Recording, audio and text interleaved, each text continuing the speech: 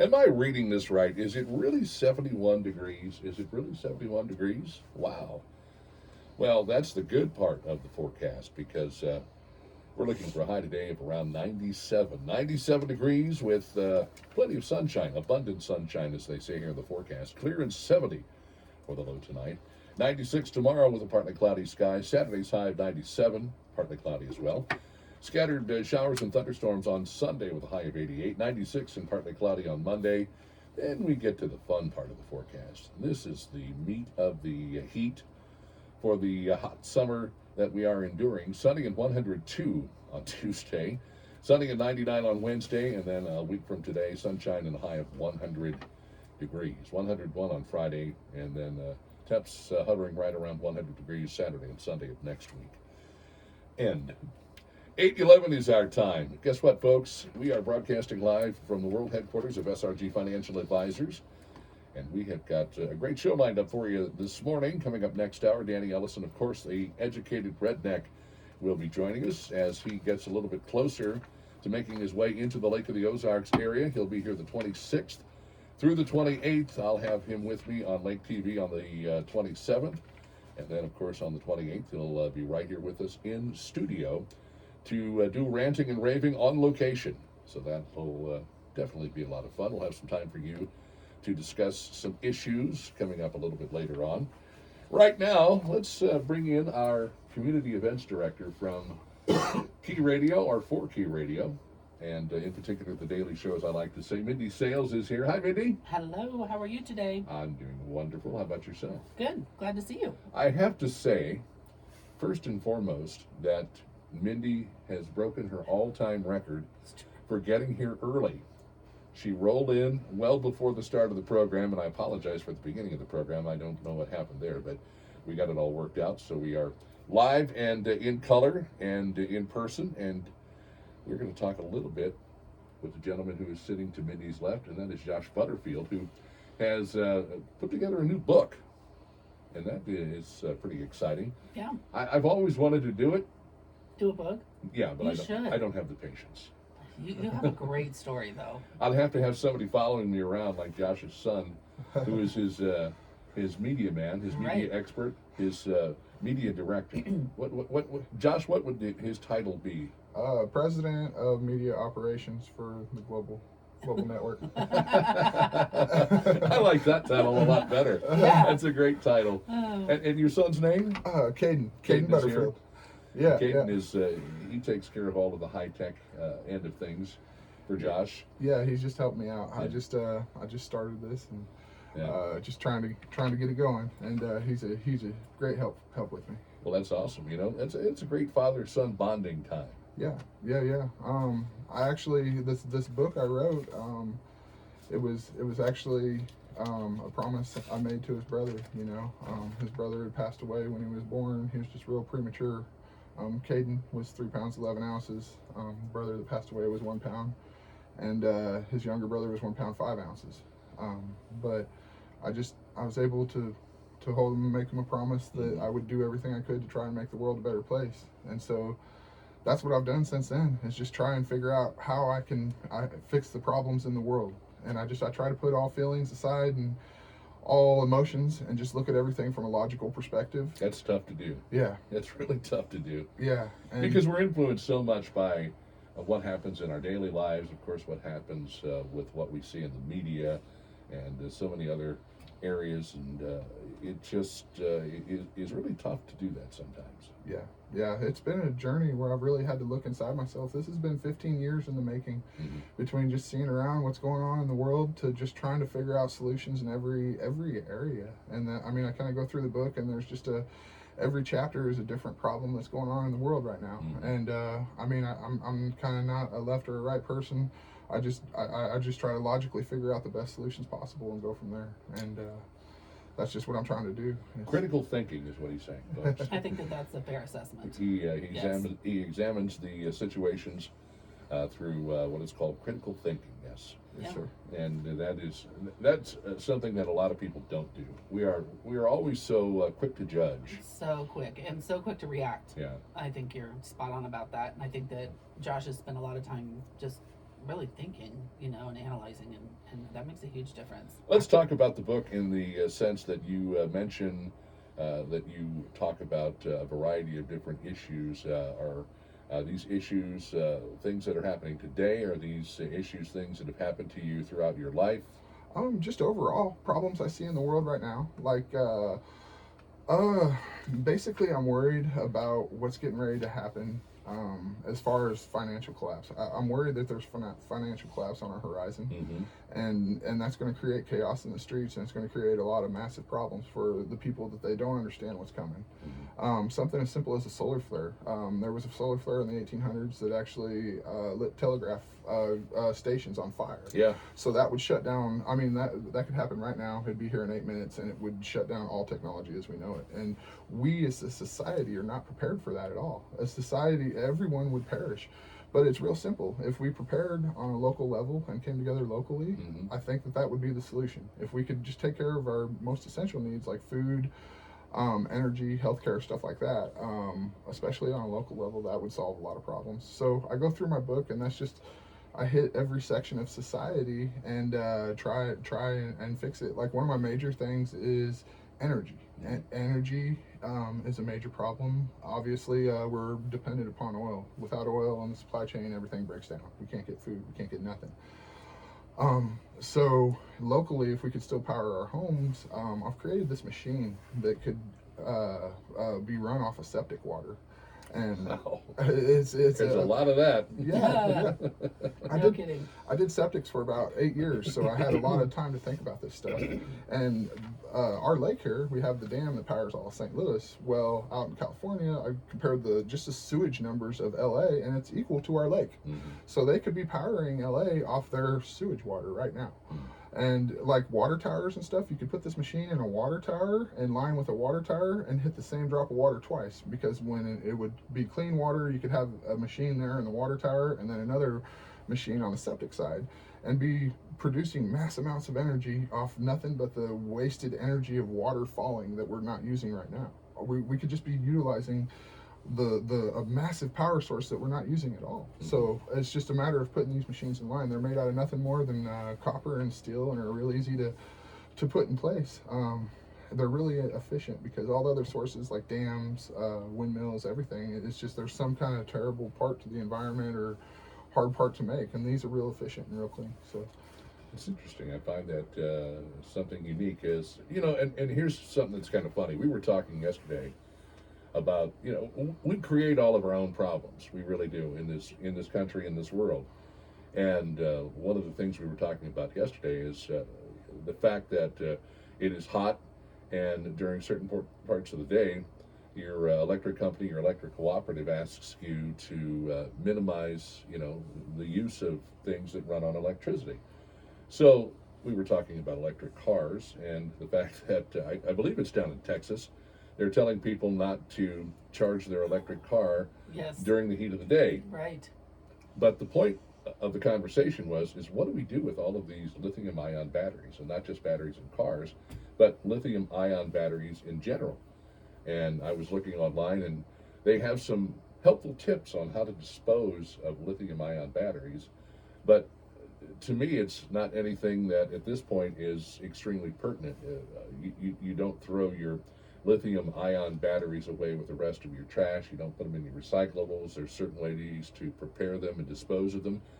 And there are a number of things that we discussed yesterday in regards to lithium-ion batteries that people just aren't doing. I mean, when you get done with those batteries, those couple of AA's or AAA's, most people just toss them in a can. In the trash. You're exactly right. You've got your phone, you've got your computer. A lot of these things run on lithium-ion batteries, and so in this world we live in now, where everybody is about green this, green that, green, because the environment's falling apart, why isn't this something that is being addressed, something that's more pertinent, something that, when COVID hit, boy, it was COVID.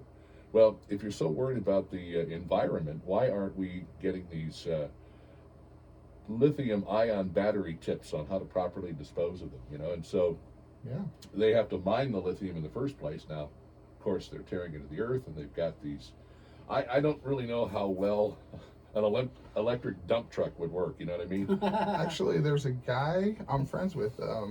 He converted a box truck into this is a guy in California. He converted a box truck into an electric truck and drove it around the country. And he would go to job sites and power job sites and do all that. I agree that lithium is definitely dirty and not the way to go. Eventually, mankind is going to figure out a different way. There is a nuclear-powered almost battery that this car runs, and you never even have to recharge it ever. I don't think they produced it because it's kind of dangerous if it was to be in a crash. But the point, the point being is that you use these batteries. And, oh yeah, no, they're dirty and terrible. They're bad for the environment. Absolutely, it's atrocious, and the way they mine it is terrible as well. But we could be running cars. Cars are internal combustion engines, so the same thing. Where I'm saying I could take this energy invention that I'm trying to produce. I'm actually trying to get a little help to engineer it and make it a possibility. But after the water leaves the septic water, we could turn that into hydrogen. There was a man named Stanley Meyer in the 80s that was running a Volkswagen Beetle on nothing more than water, or nothing more than hydrogen, which is water. And so the internal combustion engine, all it needs is an explosiveness to get going. So we could be taking and creating hydrogen right now. It's just we've got to be pushing for those alternatives. You can actually get a conversion for your car and convert your car to run partially on hydrogen right now and double your gas mileage. There you go. Yeah, and it's so funny. I think every time we talk about electric cars, I always think about all those guys in muscle cars. And they're just sitting there going, I don't think so. Well, like, what happens if our electric grid collapses? You're at SOL, for lack of a better term. Josh made a good point there when he was talking about the fact that those solar flares, and there is a great website that you can go to. It's called spaceweather.com. And it tells you all about the solar flares. I mean, it talks about everything that's going on around our planet and in our galaxy, where the near-Earth asteroids are. And again, with it focuses quite a bit on the sun and solar flares because people don't pay attention to any of that. No, they don't. And the next thing you know, say something like that happened, and the electric grid goes down, and unfortunately, a lot of people would find themselves up the creek without a paddle in about 72 hours after something like that happened. Exactly, and that's what I'm trying to get to, is to try and wake people up to the fact that these events might be on our horizon, and that we as communities need to come together and just prepare for it. I'm not trying to say it's like the end of the world or anything, but I'm saying that we should be prepared for these scenarios if we expect to survive. Through something as simple as a solar flare or things like that. Henry Ford also ran cars and made cars out of hemp in the 1930s. Hemp oil. He is actually running cars on hemp oil. So if the grid was to go down and we had cars and society functioning to where we had engines that could run on hemp oil, a natural resource that we grow right out of the ground, I mean, we'd be fine. We could grow it right here locally, and we could, if we produced our own food, we could have our own energy, our own food, and just be set. I mean, that's our fundamental needs to have covered, and then from there we can just try and get along and fix everything else. Going back to what you said initially about a huge financial catastrophe, if you ever go to usdebtclock.org and you watch the numbers, it'll make you dizzy. It really will. And at some point, all of that is going to come due. Speaking of vehicles, it's like traveling in a vehicle at 100 miles an hour and then running into a brick wall. Exactly. That's essentially how that works. And so it's a big bubble that's getting ready to get popped. I mean, I remember running the numbers. This was probably 5 years ago. I've been warning against this bubble for like 10 years, but I've been saying it for a long time. But the debt was 3 times as much as the Great Depression that we were currently in like 5 years ago. I'm sure it's much worse since then. So it's only gotten worse. So if you think about the Great Depression and what it took for our great grandparents to survive, is this society ready for such? I mean, are we really ready? And what's going to happen if it comes down to that? And that's kind of a lot what this book is about. Again, is about trying to get back to the basics and figure out what we would need to do in such a scenario. We're always so worried about technology and developing technology, but I think you make a good point in the sense that maybe it's not a bad idea to go backwards once in a while and work with things that we know are They're go back to the tried basics. and true, Right. is what I'm saying. Let's jump on here. We've got actually a moment to take a phone call here. Hey, caller, thanks for joining us. You are on the Daily Show on Key Radio.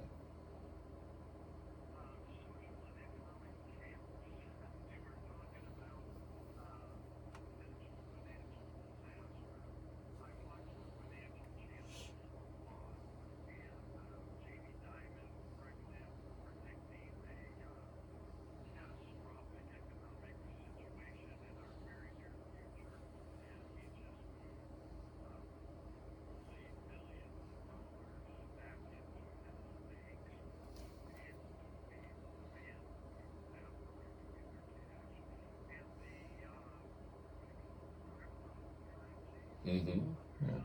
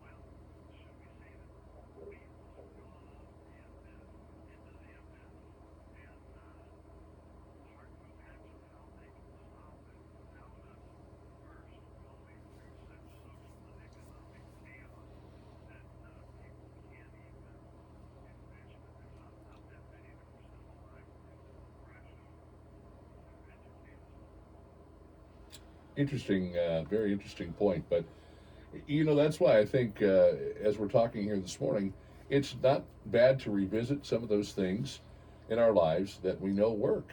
We're always looking for the next greatest thing, the hottest bit of technology that's out there. We talk a lot about AI, artificial intelligence.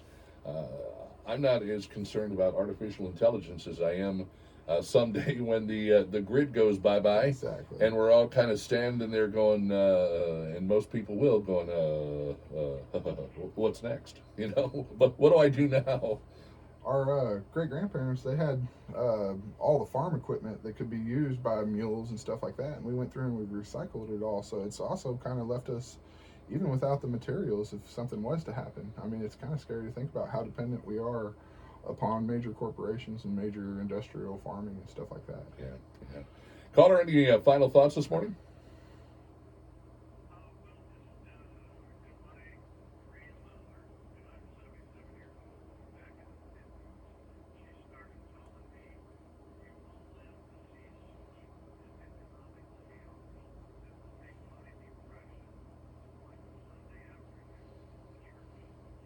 Mm.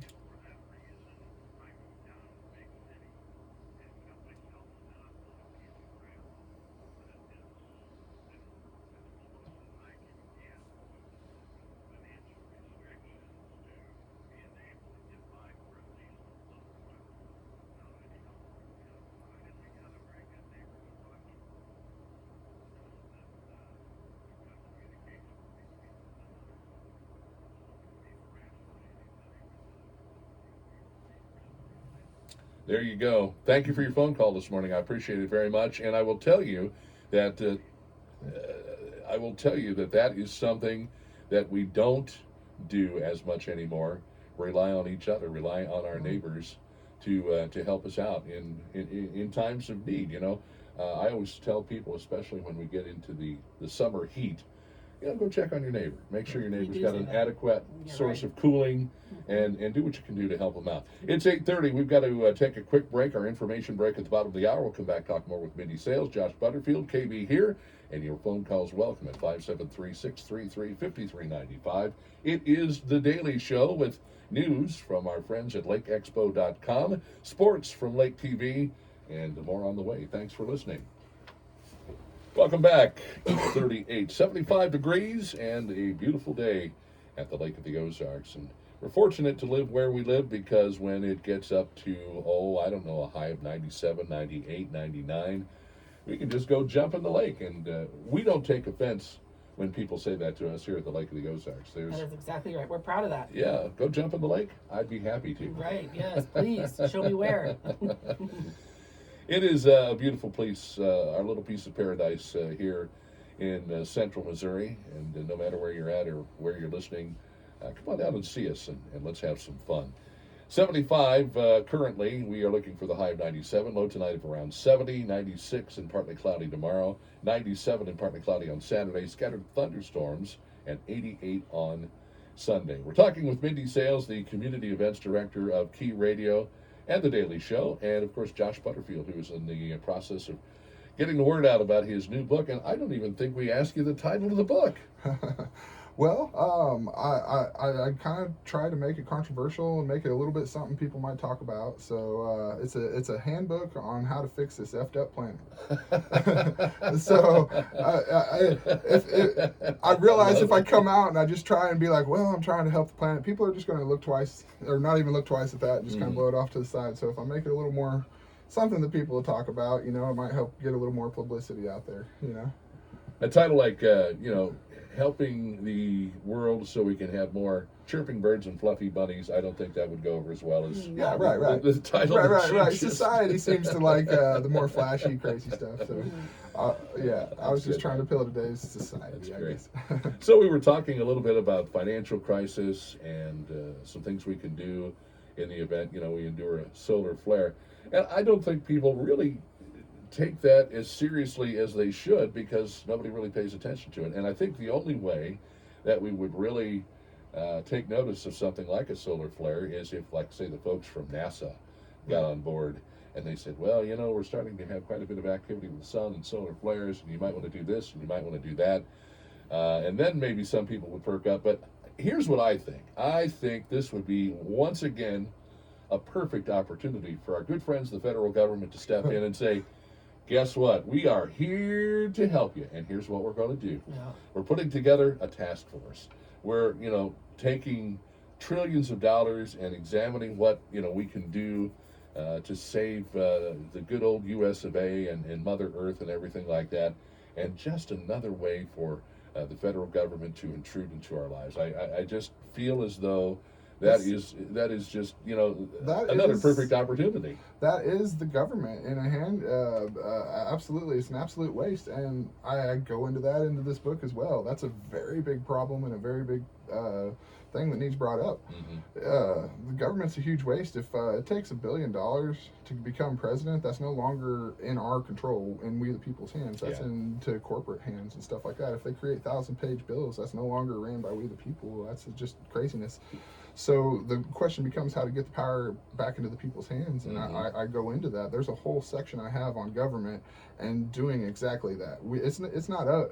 I specifically say in the book that there is no government, there's no Superman, there's no group of people that's going to come in and fix this. It's up to you and me and us right here to put boots on the ground locally in order to fix this. That's the only way we can do it, is come together as communities and prep up for this. The government ain't going to help us.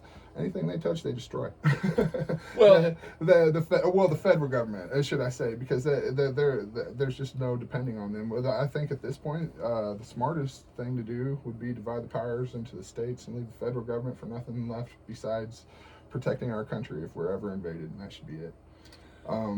And give the power to the states and let the states decide what's going to happen, and even beyond that, let local communities decide. Yes, because absolutely. at this point, it's a lost cause, and we the people no longer have power over it in any way, shape, or form. As far as being president of the United States, it's whoever has the most money in a lot of cases. And so, with that being said, I think we're really missing out on people out there that could do the job, do it properly, and not cost the taxpayers so much damn money. And I hit that in my book too. I try to always figure out solutions. So my solution for that problem is to have politicians give a resume and say, look, here's all my things that I plan to do. And then start out locally, regionally, right here, and just have it semifinals to where they just keep going up to the next level. And you have state, and then you have federal, and it's a grassroots effort where you have each each it's a grassroots effort where each candidate starts locally in their local community, and you just get the best candidate possible. Every time the next level is gone up, people vote, and you could start a couple years ahead before the actual presidential candidacy. You know what I mean? Yeah. So it's just solutions. We just got to work to figure out solutions in everything. We can adapt and overcome everything. Yeah. We create our own reality, and it's just, I know we as a species are smart enough to overcome these obstacles. We just got to try. Mindy, you had a question for Josh. We were talking about it during the break. Oh, well, I just, I have, actually, when we were on a different radio station, I had done a segment on Josh, and it was during, I think, a snowstorm, and he had helped out so many people that couldn't get kerosene or get around and get their medicine, and he had done so much, spent hours and hours and hours helping people out. And that's kind of what we talked about the first time that I had him, or that I spoke about him. But I thought maybe I'd have him give a little insight today about where he learned this. I mean, a part of it is clearly in him. You can tell that it's part of who he is. It's his passion, and that's who he is. But there's also been an influential person in his life, and I think that that's really important to say, that someone who's not in your family and just is someone you are hanging out with can make a huge difference in somebody's life. So, Josh, tell about Robbie. Yeah. Robbie Harrelson at the recycling center there in Lori. He just, my mom was a single mom, and she was always busy, working, and I had time to run the streets and be a hoodlum little kid. I wasn't the best kid, but he kind of took me under his wing and helped guide me down the right paths in life. And he gave me a real different perspective on life. He showed me how wasteful the world is, and he recycles everything, and he does all he can to make this world a better place. Like, even plastic, there were years where plastic wasn't even paying anything, and he'd just go in there 80 years old and work every day making bales of plastic for nothing, for free, just to try and help clean the environment. And it's just the world's so wasteful. There's so many things we could be using, and we just trash daily. It's amazing if you go and hang out at a recycling center and see what the world throws away, from cars to refrigerators to just literally anything you want in your life. You could just go get it at a recycling center for next to nothing. I'm not even kidding. You don't even have to go to the store. Like, it's just people don't want to do that. Everybody wants something shiny and new. And we as a society are just so wasteful. So that's kind of what's led me down the path. And he's just such a good person. He does everything he can for the community. I don't touch this man. I am nowhere near. He is on a different level. I honestly believe he's a saint. Like, he's a different level. I watched him do the best he could for everybody around him in this world, and I've kind of tried to do that as well. But I like I said, I try to help the community and do what I can myself, as opposed to depending on the federal government or somebody else to do it.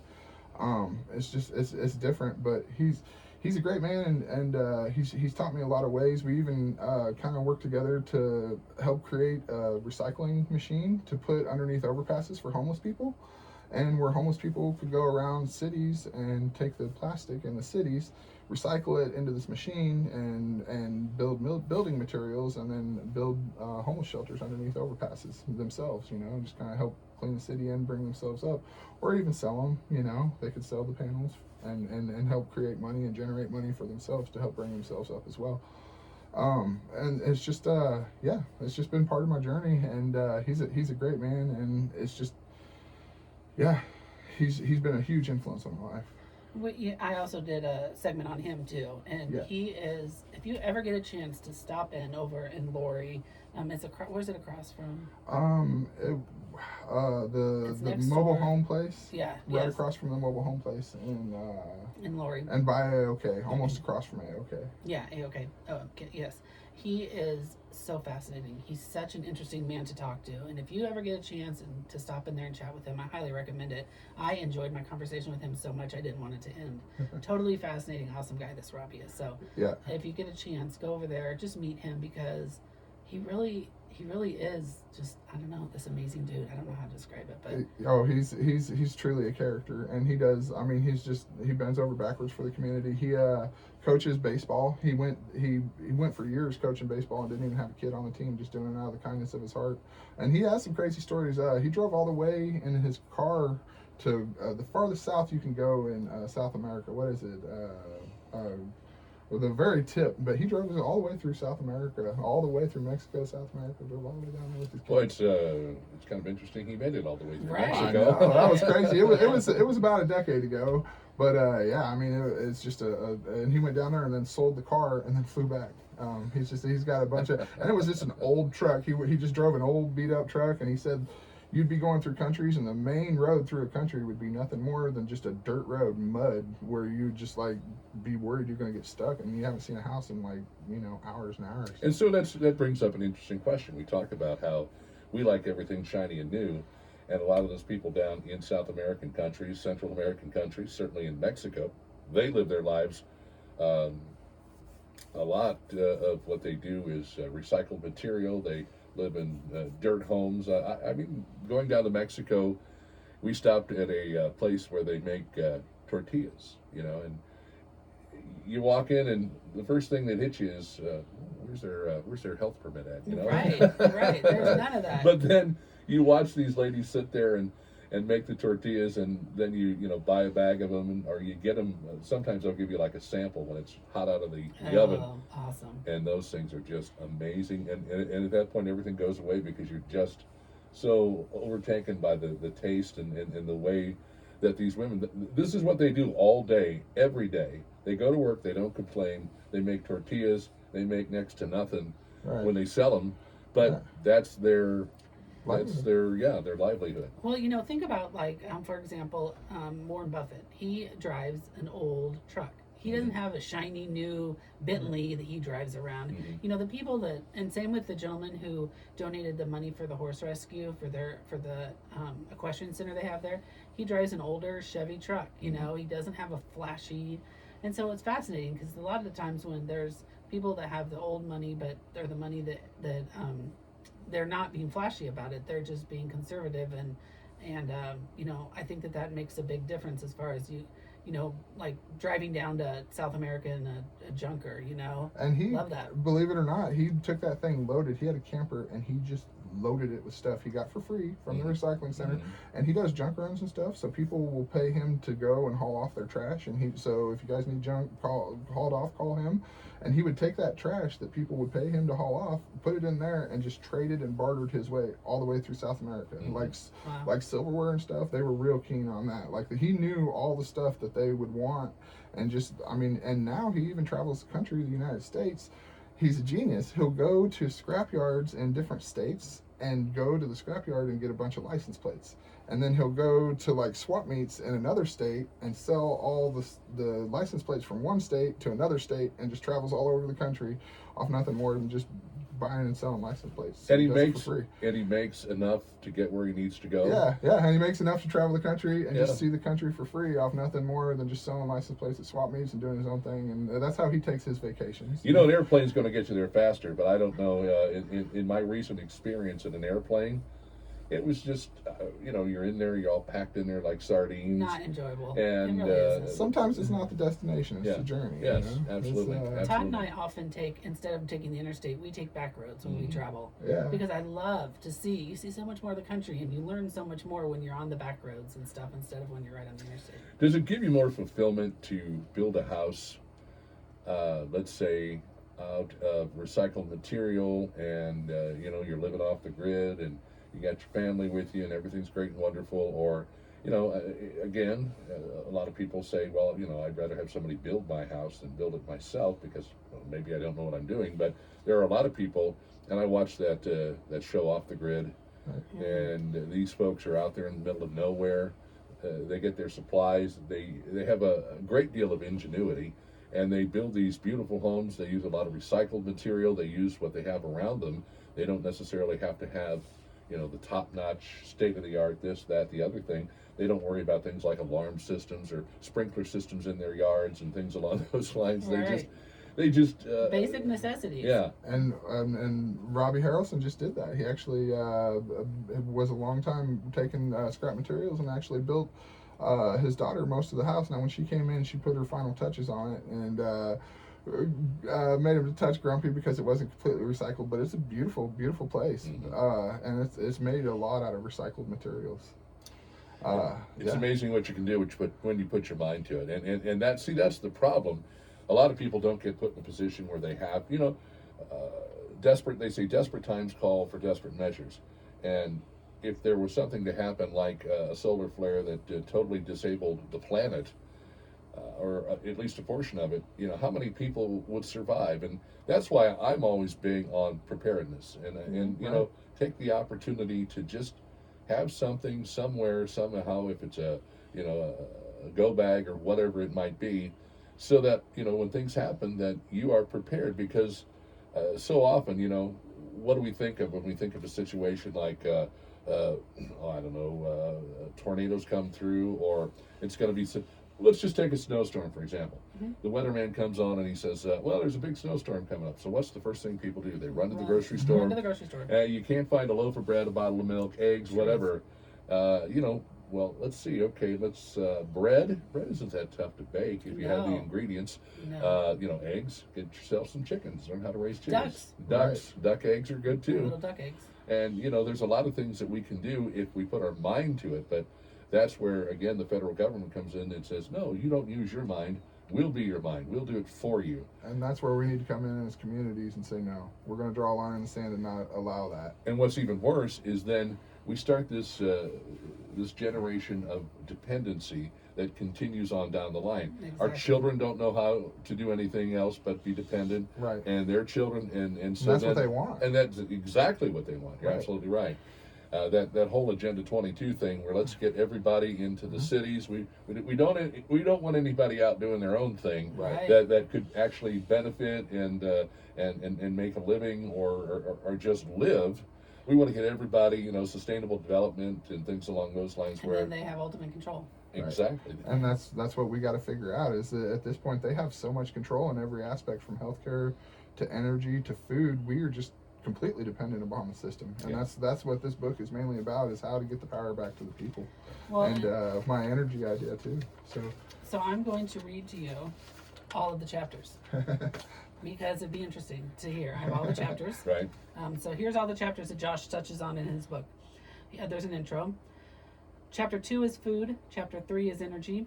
Chapter 4 is poverty. Chapter 5 is healthcare. Chapter 6 is government. Chapter 7 is police and courts. Chapter 8 is money. Chapter 9 is taxes. Chapter 10 is nature. Chapter 11 is war and peace. Chapter 12 is technology. Chapter 13 is abortion. Chapter 14 is religion. Chapter 15 is energy machine. And chapter 16 is about peace treaty. So he touches on everything. And there's a ton of awesome information. So Yeah, I try to, like I said, just put emotion aside and step back and logically look for the best solutions in all these aspects. I just see the major problems plaguing mankind and divide and conquer. I mean, that's what our government does, is they divide us so they can keep us fighting amongst ourselves while they come in and take advantage of us and just keep us fully dependent upon them. So that's what I'm trying to do, is create solutions in all those areas, to where we can just kind of get along and realize that we need to come together and be prepared. Do treaties really work? Because to me, all a treaty is just a piece of paper with some words on it. Right. But at the same time, if you think about our dollar, all our dollar is a piece of paper with some words on it. Yeah. And the reason it works is because we abide by that, Mm-hmm. and we believe in it, and we trust in that. And so all it is you create your own reality. So it's just creating a different mentality of a reality. The treaty doesn't mean nothing as much as the mentality of the person who signs it. You know what I mean? Well, that's very true. And then as things happen, do we really adhere to that treaty? Right. But I mean, it's just it's a different state of mind. At the end of it, if you read that whole book, at the end of it, by the time you get done, you're going to kind of understand my perspective of where I'm coming from. Right. And it's just a different state of mind of, instead of being so focused on war and being divided, let's put that behind us and kind of just try and give a fresh start and realize that if we're going to make it in this world, we're going to have to come together and do what's best for our kids, to try and give them a planet that's not just destroyed. Now, you mentioned how the government comes in and we are dependent on the government. Right. Another thing the government wants to do is keep us all apart. They don't want us Right. working collectively, Right. because if we were to work collectively, imagine the things we the people Exactly. could get achieved. And that's what I'm trying to do, is just bring us together and not be divided so much. And that's what my book's all about, is just Yeah. trying to get us to that point, you know. I think that's a great perspective and a great way to look at things, and maybe more people need to take a look at it. So is the book published? Is it ready to go? I gave it away. I don't actually have it published. I'm wanting to give it away for free to try and help the world. Right. I had my media operations manager get me started a website. It's our first website we've ever had, so please bear with us. But I just basically put the book on there. Every chapter is a different color, so it kind of helps divide everything. And I just put it up there for free for the world to see. If I make an actual physical hard copy, if I get it published and stuff, I'll charge enough for the physical hard copy.